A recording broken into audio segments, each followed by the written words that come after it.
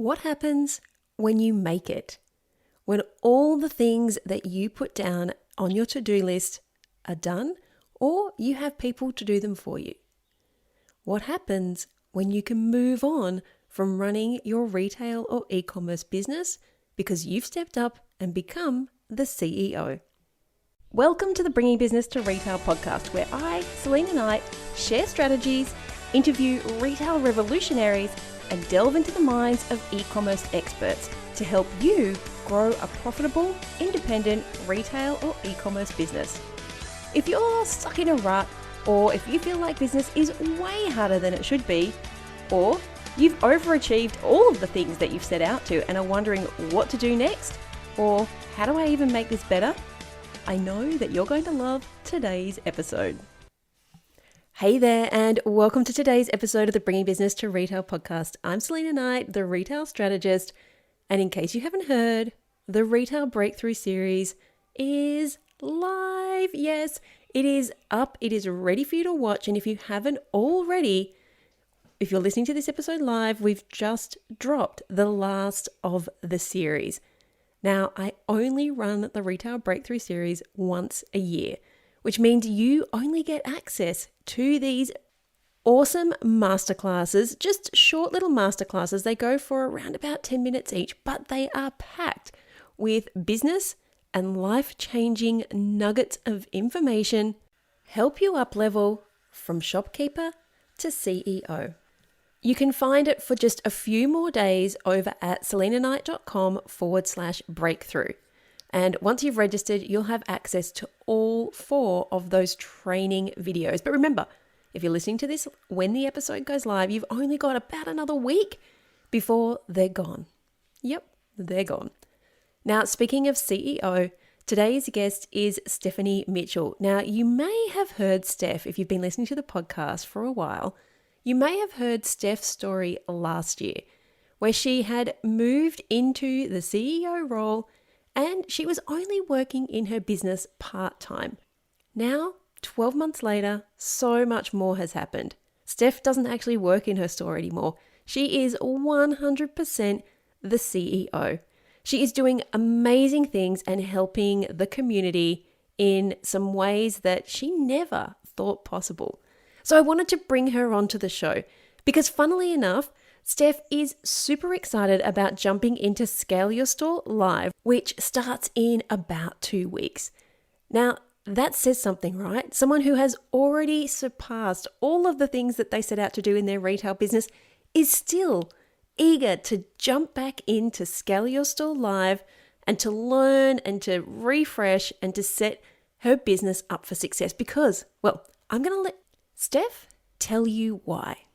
Remember, grab access to the Retail Breakthrough series for a limited time over at selenaknight.com/breakthrough. Alrighty, let's jump into today's episode with the gorgeous Stephanie Mitchell CEO of Gigi's and Docs. I'm sure you're going to find her story not only inspiring, but you're going to love her accent. Everybody does. Now, quite often when people hear stories about successful retail and e-commerce store owners, they often wonder where they came from and how they got to where they are now. And so today I have on the show Stephanie Mitchell, the owner and CEO of Gigi's and Docs, which is a beautiful little fashion store in downtown Dillon, South Carolina. And she's going to tell us how she has scaled her store and also is changing the world, because this journey, guys, you are going to love what she has to say. And you're going to love how she says it because she has the most gorgeous accent. So welcome to the show again, Stephanie. Hi. So tell us, people are wondering, Sal's just talked you up. How did you even get started in retail? I was bored of being a house mom, and my friend had a little booth for rent in her beauty salon, and I'm like, oh, let me go rent that, and so I can meet some new people. What did you put in this little booth for rent? Well, truthfully, I did not know how to find wholesale retailers and all of that in the beginning. It was, I went in totally blind. oblivious. So I went to the home goods store and I found some things that were on sale and I put a few of those things in there to start with.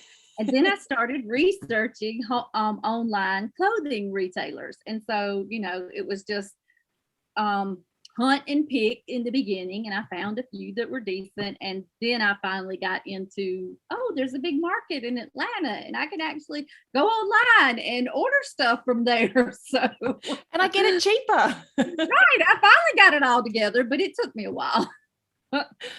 And so you went from that little booth to an actual beautiful store now. It's, yeah, we had so much fun helping you to redesign the store, and it is gorgeous. I love seeing the pictures of it. How did you take that big jump? Because a lot of people, whether they've got an e-commerce store or whether they're doing markets or maybe they're doing something like you with some space that they're renting, the journey into having an actual physical store, it's expensive, it's very time consuming, and there are a lot of variables that people forget about. So what made you make that big leap? Well, my husband and I talked, and we are originally from another small town. Dillon is very, very small, people. Our census has actually gone down since the last time you and I talked. 6,300 people in our town now. Oh my So, goodness, you've lost like 10%. yes, yes. So um, we decided that we wanted to be part of the growth of this town because his job brought him here. And he said, if we're going to live here, then we're going to make the community the best that it can be. And I knew Main Street was down in the dumps, let's just say, and it was going to be up and coming because we got a inland port here, which is a huge deal for commerce, tracking our shipping on rail and on truck. So we knew that was coming to the area and we wanted to help revitalize the downtown. So there was someone like the year before that had a business. We had a huge flood here multiple years in 2016 and 2017. We got hit by 2 hurricanes back to back. And so the person that owned that business decided, they'd been there 40 years and they're like, we're done. We're not doing this again. I don't want to clean up and I don't want to start over. So they sold the building to us. We helped them liquidate their stock and then we moved in. So not only did you move into a store, you bought the store. Right. And look, I completely get that because I bought my store as well. I actually worked out it was cheaper for me to buy it and pay a mortgage than it was to pay the rent. Right. So tell us about the journey to open that store because it wasn't easy.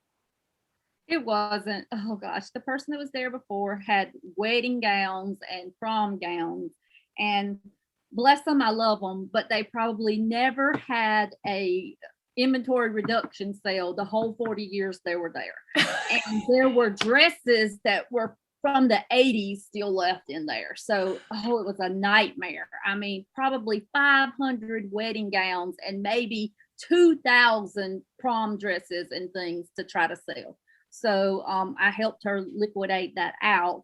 And then, so we bought the store in December and I helped her in January. And then at the end of February, we cleaned all her stock out and I started to stock my store. I went to market that first year. Oh, market is scary the very first time you go. And I got bit in the butt. The butt, just like a lot of people who don't go prepared do. We were like, oh, we have this 2,600 square foot store that we have to fill. Let's buy this and that, and that's cute. And oh, I like this. And oh my gosh, we spent too much. Let's just say that. We didn't go in debt, but we did spend way too much. And the stuff that I bought, that was 17. I spent the next 3 years liquidating it out of my store. Because I didn't know who I was buying for. And we're going to jump into that in a minute. But I think the story about going to market, here we have trade fairs. It's the same thing. Yours are permanent. Ours tend to only happen a couple of times a year. But so many people suffer that same, and I'm putting my hand up because I did this as well. The first time I went to a trade fair, I just bought everything. And because you're not paying on the day, for the next 3 months, I was just getting these ridiculous invoices, and not ridiculous because I bought the stock, but I hadn't prepared myself to have to pay for all of that. But I also hadn't prepared for how long it would take for that inventory to arrive, because some of it was 2 or 3 months out. And so here I was thinking, I'm just going to have a full, in next week, they're all going to ship it, and I'm going to have a great big full store, and, going to have all this stuff to sell. And I didn't have trade terms with anybody. So I had spent all this money and ended up with dribs and drabs of stock. Some of it came out of season. It, like you said, didn't necessarily buy the right stuff, because I didn't know who my customer was when I first, I didn't really know who it was when I first started out. And I think if people are listening, if you are going to market, if you're at that point, if you're just starting up, that and I know that having a plan is so important. And even just keeping a notebook of what you bought is so important, because I don't know about you, but I found I bought multiple versions of similar things, Right. and I didn't need 3 versions of the same thing. I have a wonderful employee now that goes to market with me. I do not go to market alone, because I do have that, oh my gosh, that's cute, that's cute, that's cute. And she's like, reel it in, Stephanie, because here's what we're buying. So she keeps up with it as we go through market with the little receipts and things. She takes pictures. Then when she gets home, she fixes like a lookbook on our Google Drives, and she puts a picture of everything that we ordered in there. So now it took a long time to get to this point. Okay. But so now we know, we have 3 short sleeve shirts, and they're all the different colors, and we don't duplicate that. That's how we do our buying now. It's very smart. Fantastic. I just got blessed. And 2, I mean, I learned a lot from you, but she is like your Elizabeth. She's my Elizabeth. Everyone needs an Elizabeth, and we won't go down that conversation, but there's a book that I always recommend called Rocket Fuel, and it talks about how every business has to have a visionary and an integrator to be successful. And the visionary is people like you and I, and probably the people who are listening here. The integrator who takes all of our ideas and actually gets them done, because we don't always actually do the implementation. But tell me about those first 3 years, because for 3 years you toughed it out. And to be fair, when we met, you were on the brink of throwing it all in. I was, yes. For 3 years, I didn't know who to buy for. So I bought everything. And I mean, kids' clothes, home decor, clothing for teenagers through 70. And I just, every time they would come, the vendors will come to you if you get that relationship with them. I would just go, oh, I like this, I like that. And then some of it was just, excuse me, it was just butt ugly. I'm sorry. And I look back at it after I've had all this training, and I'm going, my God, why did I buy that? What was I thinking? Yes, who's gonna wear that?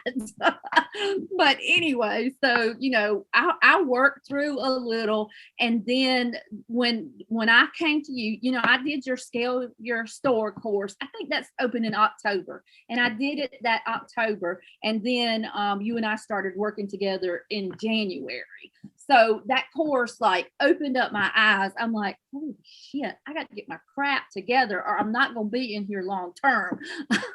So that's when I was like, Doc, do you mind investing in me a little bit so I can be better at my business?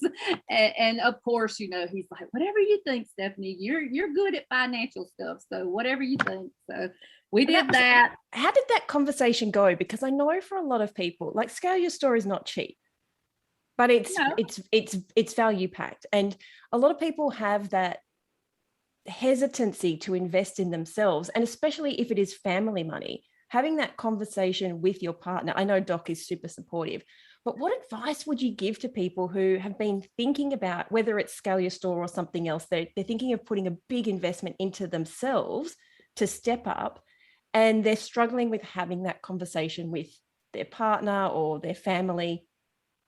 Well, first thing I would say is you need the cash. Do not go in debt to do that. if your business is not, I mean, I had the money in the bank on my business to pay for that. And I told Doc, I'm like, because it was getting tight. And I think roughly, what is it? Maybe $1,500 is the VIP package or something. And I'm like, Doc, I know you don't care, and we have this thing between us that we can spend whatever as long as it's not over $300. If it's more than $300, then we have to discuss it with our spouse. That's just our happy living rules. And so I'm like, I know you don't really care about this, but this is what I'm going to do, because I feel like I'm really stuck. I'm sinking in this business, and the outlook is not good. You know, I was down to minimal, maybe that money to invest in just a few more $1,000 in my business. And I'm like, something has got to be done. I can't go on like this. So, you know, you offer a lot of free classes when you do your online things. So I did get into a couple things where you were doing free things on Facebook, and I really liked the way you thought. Now, I've listened and watched a lot of business coaches. Some of them make me very ill. I'm going, how do you know how to be a business coach? Did you really even have a business? But that's neither here nor there. But anyway, I said, Doc, I'm going to spend this money to invest in myself, because I'm at the point where I don't know what I'm doing. I don't know what else to do. I don't know what I'm doing wrong. I know we have a need for this in our town, but I feel like I'm failing. And I am not the type person to fail at anything that I do. So we had that conversation. I went through the Scale Your Store. My eyes were open widely. I remember one of those first strategy calls that we do as part of Scale Your Store Live. I remember you arguing with me about people who wouldn't pay, I think it was $5 or $10 for a pair of flip-flops. And I was telling you that I had a pair on that with $30. And you're like, they will not pay $5 for a pair of flip-flops. Well, that's changed. I'll tell you about that shortly. But then, you know, Doc, it's a big investment to do one-on-one coaching. But it was so worth it to me because, one, I want instant gratification. And I didn't want, yes, I could have worked a year on my own, but it probably would have taken me 1 solid year to 3 years to achieve the things you and I achieved one-on-one during our time. So Doc was like, if you think it's going to make it work, then go for it. I'm good with it. So, I mean, we have open conversations. So, you know, my family, so he supports me and my family supports me too. So it wasn't difficult. That Scale Your Store was we did end up going on to work together one-on-one, but Scale Your Store was to me, it was the big catalyst to give you a huge amount of confidence in yourself. Like that was the biggest thing that I saw. But most importantly, it was just how to run a retail business, because I think we put you on a buying ban on that first call. Like you were not allowed to buy anything else until you told the group. Right. Yes. Because you were doing that. You were just buying stuff, and we were, you know, at least until the end of the program, when you understand who your customer is and you understand who your brand is, you don't buy anything else. And that was really difficult for you. Because who I thought my customer was, when I ran the numbers and did the little ticky sheets that we do in there, it was not. And I'm like, well, no wonder stuff's not selling, because I'm not marketing to the right people. And all right, so tell us first of all, tell me if you think, or if you felt running a business was going to be easy. Oh, of course. I thought I'd just walk in there and have, you know, make friends and say, oh, this top is pretty. Don't you want it in your wardrobe? No, it does not happen like that. And how did you deal with moving because you moved pretty quickly from shopkeeper to CEO. You have a team now. You don't work in the store. We'll talk about all the amazing things that you've been doing since, and you've done that in a really short period of time. But how hard was that mentally to go from, let me just stack the shelves, to running numbers, looking at inventory, understanding who the customers were? It was very scary. Because then when you take on staff, it's not just you.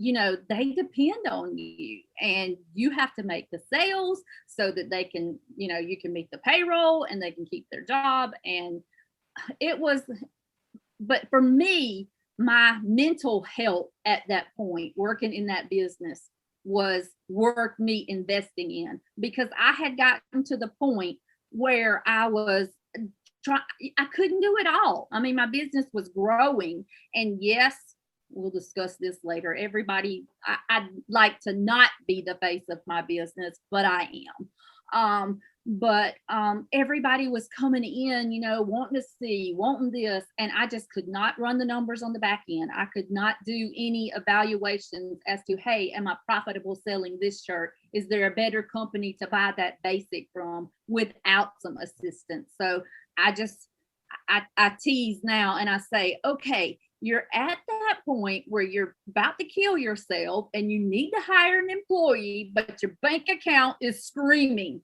just do it, girls. Just do it.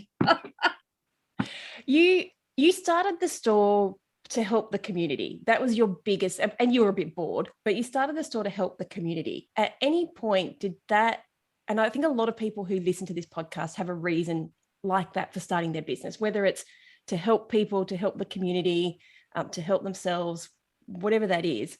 It's the kind of people who we attract. But was there any point where you just thought, screw it, I just can't do this anymore? Like, it's just like, I want to help the community, I'll go find another way. Right, because I was complaining because everybody did want those $5 flip-flops and that $5 shirt. But that is because I had trained them to come into my store and look for that stuff, look for the sales and ask for the discounts. And I was not a vicious business owner at that time. I was just a people pleaser. Oh, I think a lot of people would relate to that. When did you realize that you're just a people pleaser? Or you were just a people, because the way you are now is very different to the way you were 2 years ago. Yes. I guess when, as we went on through our training and you were like, no, Stephanie, you don't necessarily need to be the cheapest in town. It's okay to be the most expensive in town. And that it took me a while to get that in my head, but I did flip over. And I can promise you, I currently attract a completely different customer than originally. And some of the brands that I thought our business would survive on, our customers have, we've like outpriced those brands because they're lower end brands, and our customers are wanting more expensive things. It gives me chill bumps to think, because I was trying to be the Walmart of Dillon, and I just had to learn, some people are going to want to shop at Walmart. They need to go to Walmart. They do not need to come to GG's and Docs. Now, there's times when I need those people for my clearance items, and that's fine. But Sal, in 18 months probably, we've not run a sale in our store. We don't do it. Wow. Isn't that's impressive, because and it's impressive because it's not that you're not getting rid of stock, it's that you're buying so well. Because at the beginning you were having sidewalk sales, you were having Facebook sales just to move the stuff that wasn't. But now you're saying you've got to the point, or your team have got to the point, where you're buying so well, and you're buying the right products, you're buying the right amount, and you're moving through it well enough that you don't have to run a sale. That is like high five.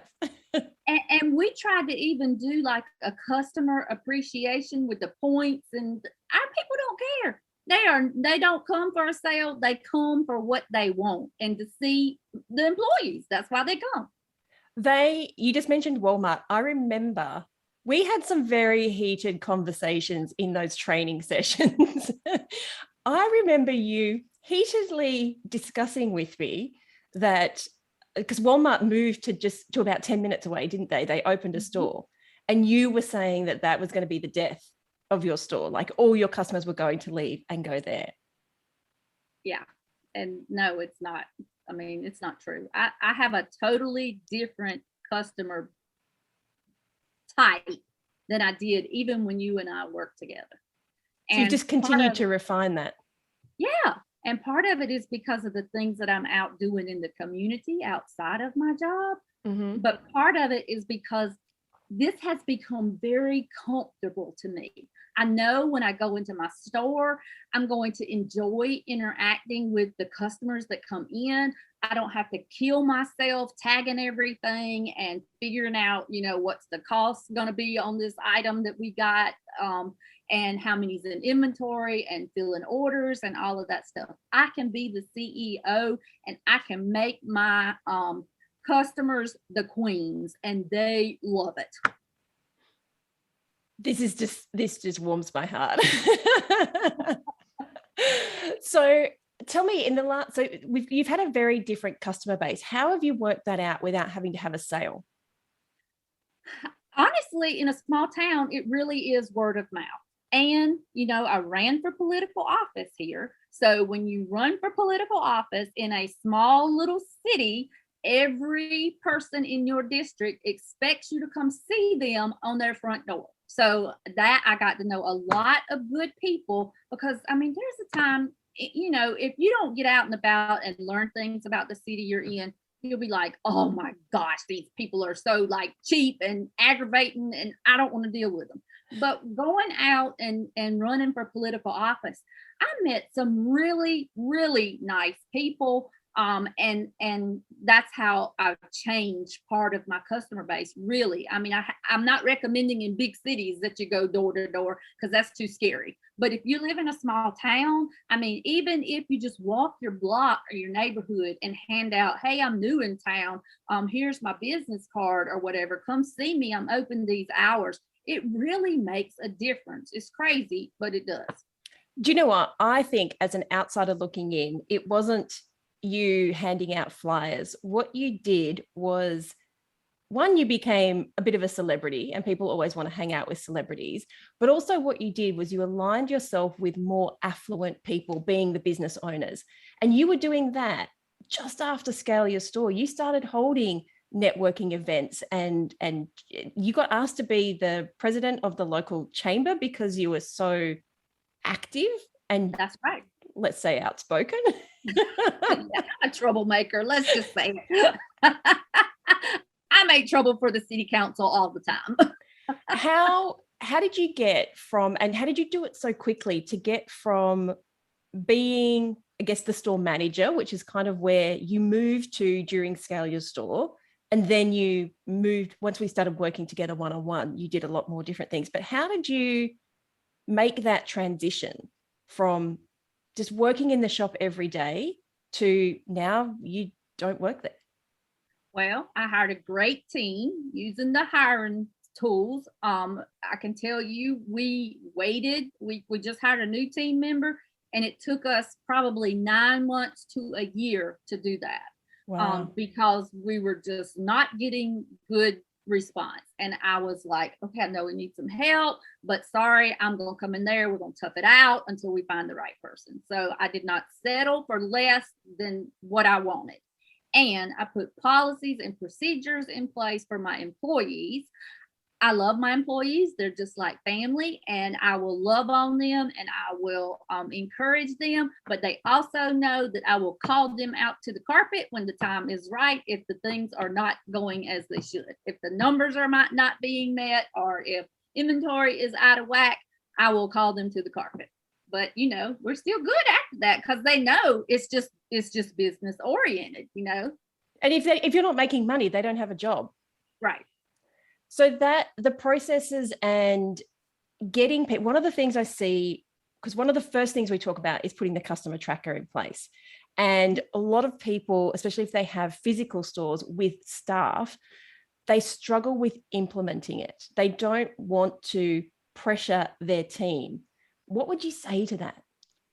Stick that piece of paper up there under your point of sale system and do not accept any less than it filled out at the end of the shift. And that's just how it is.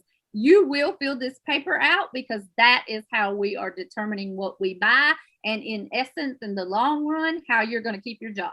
Not because I'm going to fire you because you don't do it. Now I'm going to fuss at you a lot because you don't do it. And you're going to get in the habit of doing it, because nobody wants the wrath of Stephanie, because it's not pretty sometimes.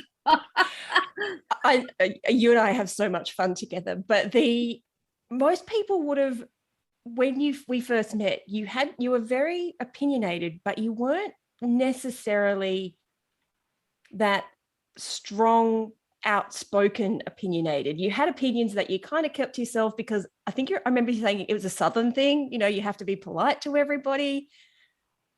How do you feel about that now?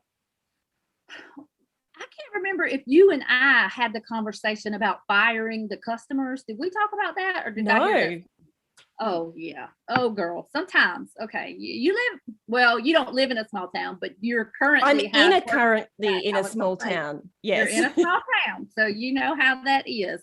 But I knew that I had product that was worthy of the fair price that I priced it. I did not price it, a big city here is like Greenville. I could not price my stuff Greenville prices, but I priced it fairly, and I did not offer any discounts when people were shopping. I did say, go try that on. This will be a great color on you, that kind of stuff. But silence sometimes is best. If you can learn to be silent, just say, hey, this is beautiful. This is made out of blah, blah, blah. It looks good on you. That's going to be a great fit. And be quiet. Then people are like, oh, let me go try this on and let me see. So I don't have an aggravating customer. I don't have them anymore because we fired them all. And what I mean by firing is we're not rude to them, but we don't play into their silliness. For example, we have our written return policy. And one of the things in it says that we cannot accept clothes back in if they smell like smoke. Well, I've had people come in that when you open the bag, you're like, woo. And I'm like, no, sorry. So those are the people that bought my low end t-shirts. That customer is not coming back because I would not, do what they wanted. So sometimes it's great to fire customers. They don't mean to be aggravating. They just have gotten away with things with other businesses, taking everything back, not caring, whatever. And I just let them know up front, there's the dressing room for a reason. Go try it on. I'll be glad to help you find sizes. But in general, we usually don't have hardly any returns unless it's somebody buying a gift for somebody else that it did not fit. It's very different from when you first started out. Yes, I mean, I would give people a discount when they didn't even ask. We just had a conversation with somebody who said exactly the same thing. Why do you think we do that? So I did an interview with somebody. Oh no, so I did a call with somebody, and I talked about it on the Facebook Live I did last week, where she sells expensive food products. And she actually said, and I wrote it down, she said, I feel guilty when people spend this much money on food. So I give them a discount even if they don't ask for them. Why? I mean, it's a thing that happens. I think it's generally more of a women thing than a man thing. But why? Why do we do that? Part of it is because we want them to like us. But part of it is probably because we know what our wholesale price is on that. And somewhere in the back of our crazy mind, we think that we are not worthy of charging full price. No, charge full price, people.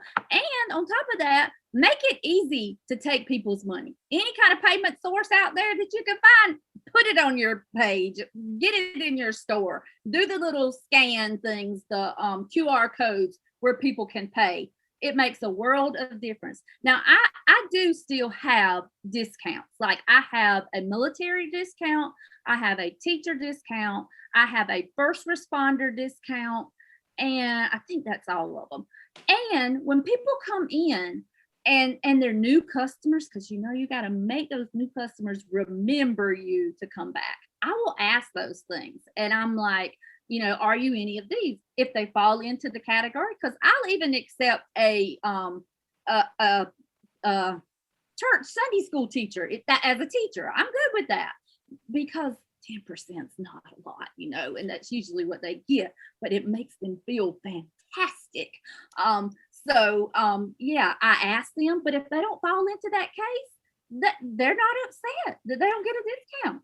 Do you know what? I was going to say, I think if you don't fall into that category, you're actually quite, I don't know, chuffed is, you're quite, it makes your heart feel better that you're offering discounts to people who need it and I don't need it. So, but I actually feel good about the fact that I don't need it. And I know that when I had my stores, we, like you said earlier, we tried loyalty programs, we tried discount cards, and people just didn't want to use them. They actually felt like, but I don't want to take money away from you. Like, I'm happy to give you money because I really enjoy coming here and I really enjoy the products. And I don't want to devalue that experience, which is what you're doing if you're giving someone a discount that they're not asking for. You're like, well, actually, this experience is not worth what you paid for. And when you start thinking about it that way, rather than you can't afford this thing, I mean, you don't have the right to put your biases on somebody else. You don't know how much money they earn.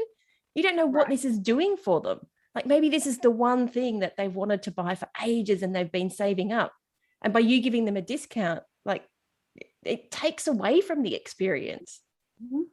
Right. And I train my employees when they come in, do not judge anyone by the way that they look, because No. you know me. I mean, I'll dress in my jeans and a t-shirt in a minute, but I could buy anything that I want, and I don't like for my employees to show people the sale rack first, because I mean we do have a sales section because we have customers that's what they're looking for. But I mean, I trained them from the beginning. No, you treat the person like they can buy everything in the store, even if you know them personally and know they cannot. That is not your business. If they want to spend $150 on a handbag, you make sure they get it and wrap it up pretty for them.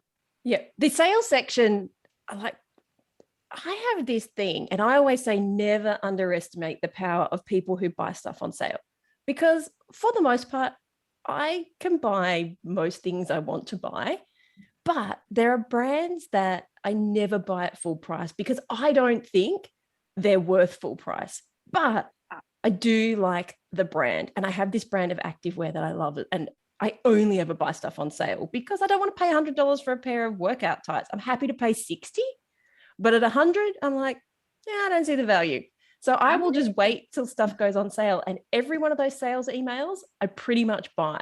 And what that does for them is it clears out their stock. I feel like I got a bargain. I'm happy. I show off my tights. They get rid of some stock. Everybody's win-win. Yeah. And then the other thing that I train my employees to do is always compliment something. You can find something to compliment the customer when they walk in the door. I think I Maybe she's taught you got a that. cute, yeah, maybe she's got a cute handbag or some cute shoes or earrings. You can find something. And let's face it, women these days are mean to each other often. Yeah. So when you're complimenting a woman, she's like, really? They don't get compliments. Some of them probably don't even get compliments from their husbands. I hate to say that, but it is very true. So that makes them remember our store. That makes them come back. I have customers that shop every week, and even though they may be looking for a particular thing, they never leave the store empty-handed. Isn't that funny too? Because I have had this discussion with lots of people inside of your Scaley store as well. When we do our live sessions, this question comes up quite a lot is, but people won't come back and shop every week. But they do. Like you've said it, I've said it. I do that sometimes. Like, there are brands where I might buy something once a week for every 6, 8, 10 weeks while it's in season. And I just, I'll just get another one. I'll just go with it. So Mhm. how important do you think is it to not put our biases onto our customers? Extremely important. Extremely. I mean, I have one friend. I'll call her my friend. She is my friend because I've made a friend with her through the boutique. But over the last 2 years, she's lost a lot of weight. And you can tell that she's a little timid about herself. And before, she would always buy her clothes oversized. Well, me and Miss Elaine, who's my 70-year-old sales associate, we get her in the dressing room and we're like, okay, try all these things on. Because, like, we're her gal pals, and we are. And so when she comes out, I'm like, oh my gosh, that looks good on you. Or I'm like, let's get you a different color. And we work with her for like an hour at a time. And she has, over the months that she's lost weight, her personality is starting to change. She is becoming more confident of herself.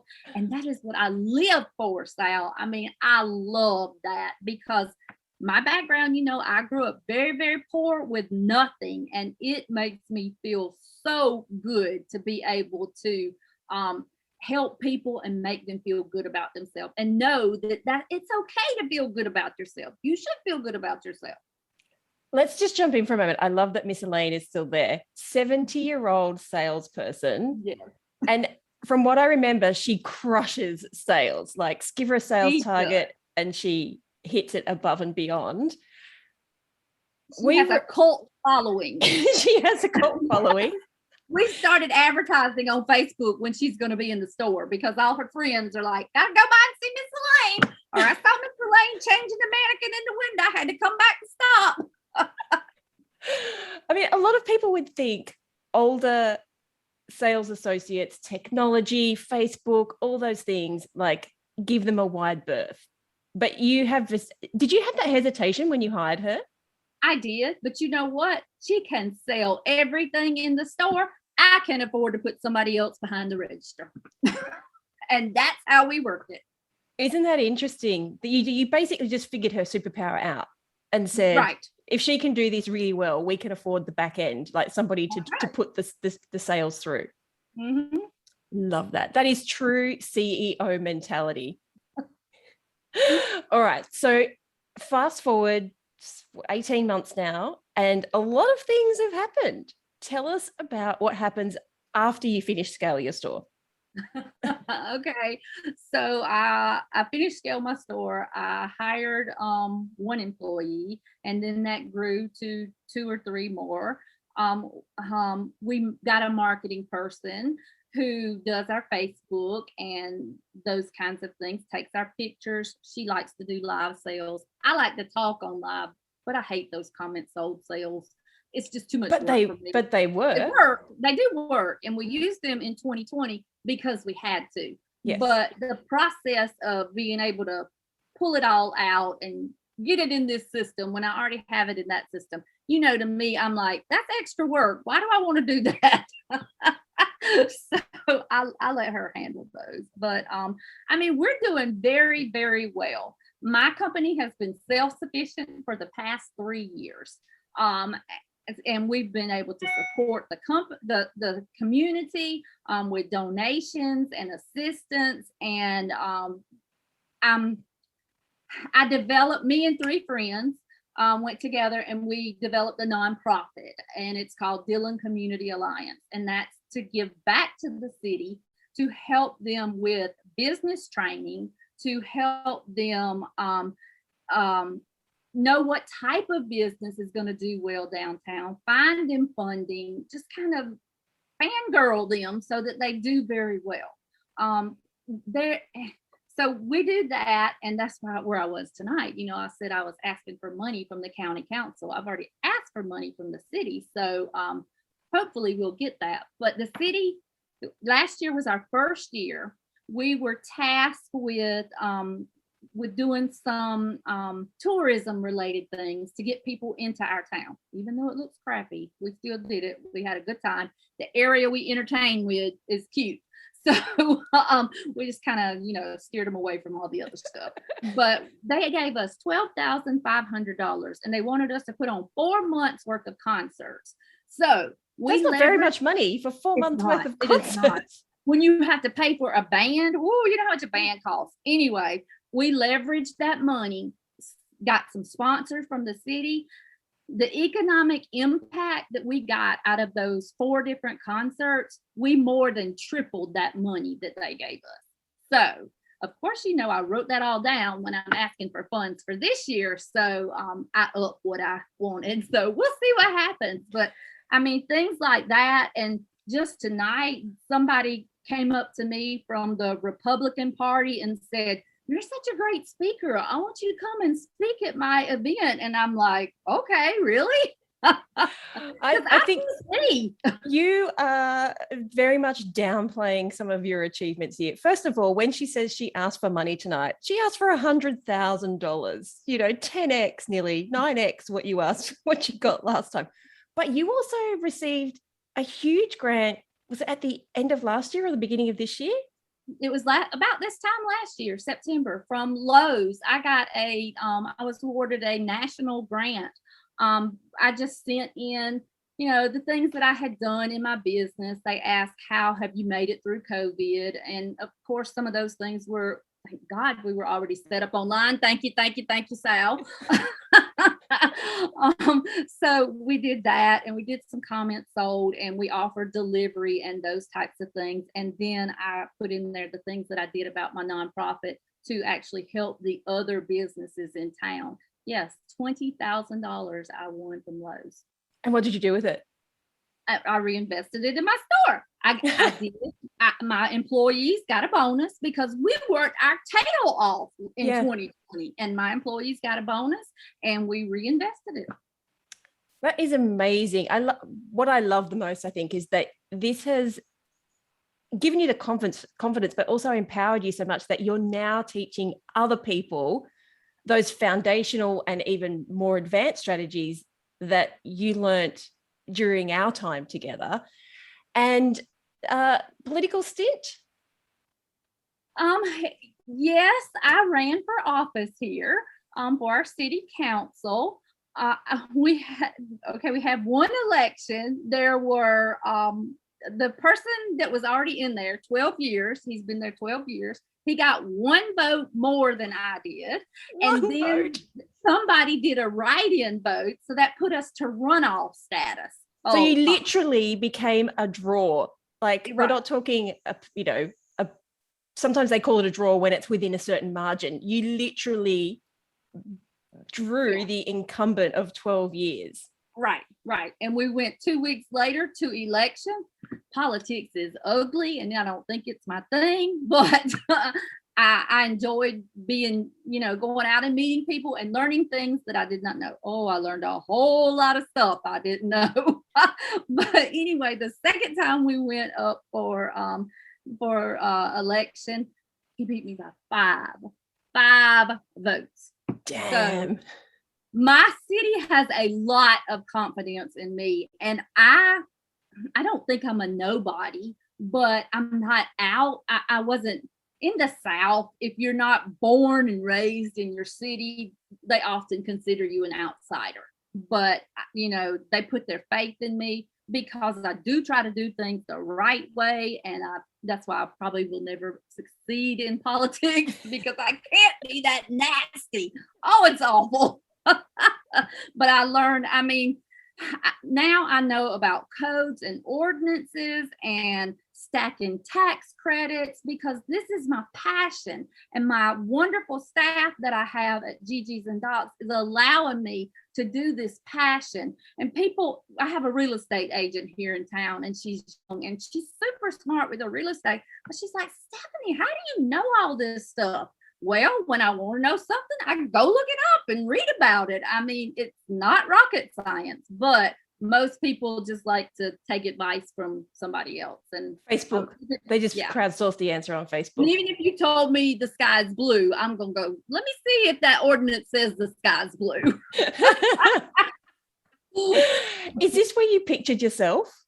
No, I never thought I would be doing this. I really thought I would be in my shop, just kind of managing my employees, and then doing things here at home. But I hate to say this, but I don't hate to say it. When people ask me what I do, the first thing that comes out is my nonprofit stuff. It's not Gigi's and Doc's. Gigi's and Doc's is just like a bonus, but this is what I'm super excited about now. So, but yet you've built that business to serve the community. You're hiring people, you're serving your customers, you're making money, and you don't even have to be there. Nope.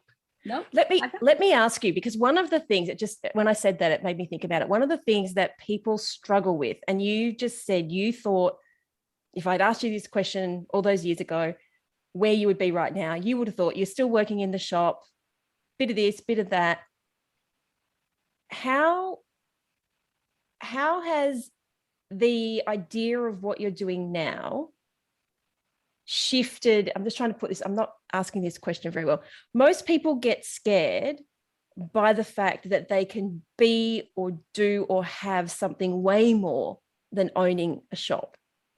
So how have you managed? Oh, well, first of all, did that ever scare you? Like if I had said to you back then, Steph, in a few years from now, you'll have run for office, you will be getting six-figure grants from people to help the community, you'll be asking to speak for the Republican Party.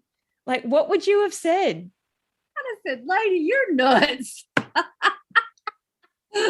Oh gosh. But Would it have been scary if I had said to you, I've been to the future and this is what you're doing, Steph, I promise you this is going to happen? Would that have been scary? It would have been scary. But you know what? One, as I get older, I don't give a shit what people think. So I just stir it up. Two, I'm not tooting my horn, but this is true. I am how God made me. I'm smart and I know how to look up things, and I'm very good at debating. I probably should have went to law school, but I'm too old for that now. But I mean, no holds barred. Like I was toe to toe with one of the councilmen tonight, and every time he asked something, I'm like, I was on it with the answer, and he finally didn't have anything else to say. So, and this person is a very, very pushy council member who stirs up lots of things. So, no, I mean, I'm not afraid of anything. My husband laughed. One of the physicians at the hospital is actually on the city council. And he says, oh, we just love your wife. And my husband laughs and he's like, well, don't make her mad. I can see him saying that. Before we wrap up, you just speaking of Doc, he's such a wonderful man. He had a huge health scare last year. How has moving out of working in the shop every day, how did his health scare affect how the business ran? I really just told my employees, I'm going to be at Doc's side, beck and call. If you need me for something, we did some remote things. We did FaceTime. We would do Zoom meetings, but I let them handle it. And again, because I had all of the processes in place and I had popped their hands enough times that they knew what I expected from them. And I got it. I mean, that's bottom line. Girl, the last 18 months have been horrible for me and my family. I've lost my grandmother, my uncle, a close cousin. My mom had a stroke and Doc had open heart surgery. I have been through hell in the last 18 months. And COVID. Yes, and COVID. So and Ben's my store manager, and he we were just looking at the numbers and I'm like, well, those are okay numbers. They're not what I want, but I know like this year we shifted our fourth quarter budget into the summer because when we went to market, everybody was like, shipping is going to be a problem. And I'm like, get it now, because Gigi's and Doc's is going to have Christmas presents. So, So we have a lot of stock sitting back there now. And I'm like, don't sweat it, Ben. It's going to be all right because our money is in our stock. And I know our customers will continue to support us and we will be what we need to be. But this is just amazing to me. We have less foot traffic now. Our average order value is up 20% over last year. Last year was good. We're up 20%. And the total number of orders, our people have shrunk by 25%. But you're making more money. Yes. So less work, more money. That's right. And if you're not watching the video, if you're listening to this on the podcast, what you can't see is Stephanie looking to the side because all these numbers she actually has at her feet. I didn't ask her to get these ready. She just happens to have them sitting right beside her because that's what you've built that into yourself to check those numbers. And it really makes me ill when people talk about those J months. Suck it up, ladies. A J month is good for cleaning out stale inventory and getting your crap together. But I don't have J months. It doesn't happen. I don't accept that it's going to be a J month. And you know what I mean by that. Everybody thinks January, June, and July are slow sales months. No. Well, January, for most of the people I work with, is the equivalent of November, which is all your Christmas sales. So right. January usually hits one of the top 3 months of the year. Mm-hmm. Yeah. So that's the thing in the US. They whine about the J months. Nope, not having it. Just love the attitude. Just not going to have it. No. All right. So, I mean, you and I could talk for a very, very long time. Maybe give us like your top 3 things that you tell those new store owners when you're doing this training with them. What are the 3 things that you smash into their brains? Because I imagine you just repeat it over and over again until they get it through their thick heads. Know who your customer is to start with. Mm-hmm. Know your customer. Stick to your budget and don't try to be the cheapest place in town. You have bills to pay. So yeah. I love those 3. Is there anything else? Make your customers feel like the queen and they will always remember where to come.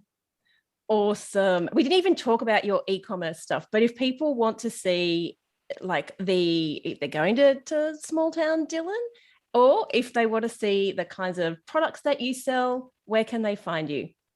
ggsanddocs.com or GGs and Docs on Facebook. And not for profit, if people are thinking, you know what, I'd like to sling a little bit of money your way or maybe give you a hand, what's the name of that? DillonCommunityAlliance.org. All righty. Thank you so much, Steph. It has been great to catch up again. Thank you, girl. I'm looking forward to the next kickoff of Scale Your Store. I hope you enjoyed this week's episode of the Bringing Business to Retail podcast. You can find all of the show notes over at selinaknight.com. If you found something that you heard today particularly useful, I'd love it if you could leave me a review on iTunes or Stitcher. And of course, feel free to share this episode with someone that you think could benefit by listening to it. Want more retail biz strategies? You can watch the Bringing Business to Retail TV show, where each week I'll answer a question or provide you with a simple, actionable retail biz strategy that you can implement in your business right away. If you have a question or a guest, I'd love to hear from you. Drop my team an email at podcast@selinaknight.com and I'll see you on the next episode. Have a great week.